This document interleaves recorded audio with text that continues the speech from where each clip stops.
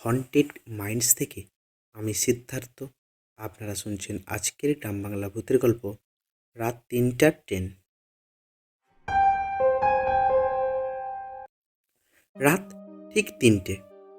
শিয়ালদা থেকে ছাড়ার কথা ছিল না কোনো ট্রেনের। তবু প্ল্যাটফর্ম নাম্বার 5-এ দাঁড়িয়েছিল একটা পুরনো লোকাল ট্রেন। লাইটগুলো আধা নিভে, জানলাগুলো কালো অন্ধকারে ঢাকা। অর্ণব সেই দিন দেরি করে ফিরেছিল। শেষ বাস মিস করেছে। প্ল্যাটফর্ম প্রায় ফাঁকা। হঠাৎ সে খেয়াল করলো ঘড়িতে 3টে 2, অথচ ট্রেনের দরজা খোলা। একজন বুড়ো কুলি পাশ দিয়ে যেতে যেতে ফিসফিস করে বলল, ওই ট্রেনে উঠবেন না বাবু। অর্ণব হেসে বলল, কেন? ফাঁকা তো, তাড়াতাড়ি বাড়ি পৌঁছে যাব। কুলি আর কিছুই বলল না, শুধু চোখ নাবিয়ে দ্রুত হেঁটে চলে গেল।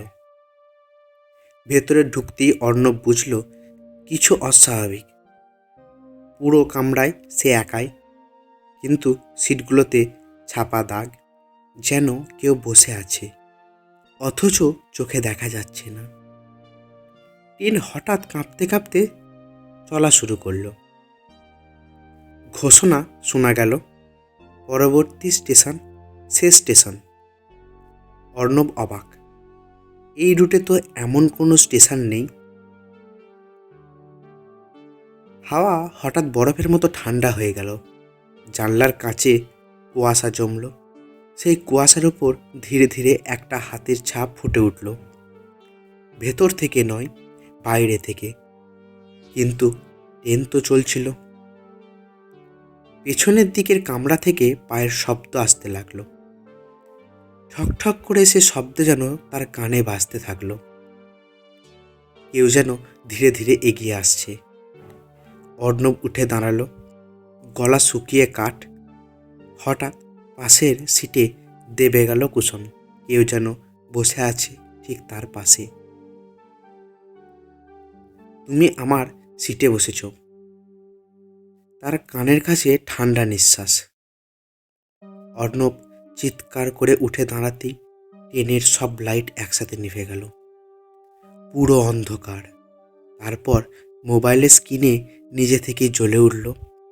সেখানে শুধু একটাই লেখা, 3:17 মৃত্যুর সময়। ট্রেন থামল ঝটকা দিয়ে। দরজা খুলে গেল। বাইরে কোনো প্ল্যাটফর্ম নেই, শুধু ঘন কুয়াশা আর অদ্ভুত ফিসফাস। অর্ণব দৌড়ে নামতেই পিছন থেকে অসংখ্য কণ্ঠ একসাথে বলল, এবার তুমি আমাদের সঙ্গে নামলে। তার পা কুয়াশার ভেতর ঢুকে গেল হাঁটু পর্যন্ত। যেন মাটি নেই, শুধু শূন্যতা।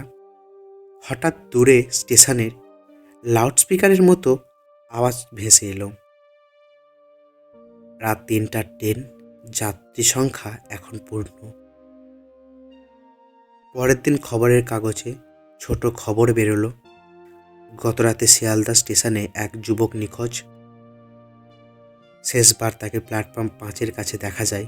রাত 3টার পর কোনো ট্রেন চলাচলের রেকর্ড নেই, কিন্তু স্টেশনের এক ঝাড়ুদার বলল সে ভোরে প্ল্যাটফর্মে পানি দিচ্ছিল, তখন হঠাৎ একটা ভেজা পায়ের ছাপ দেখেছিল।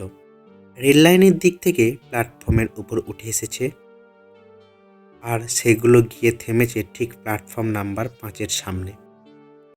গল্পটি কেমন লাগলো অবশ্যই কমেন্ট করবেন। গল্পটি ভালো লাগলে একটা লাইক করবেন।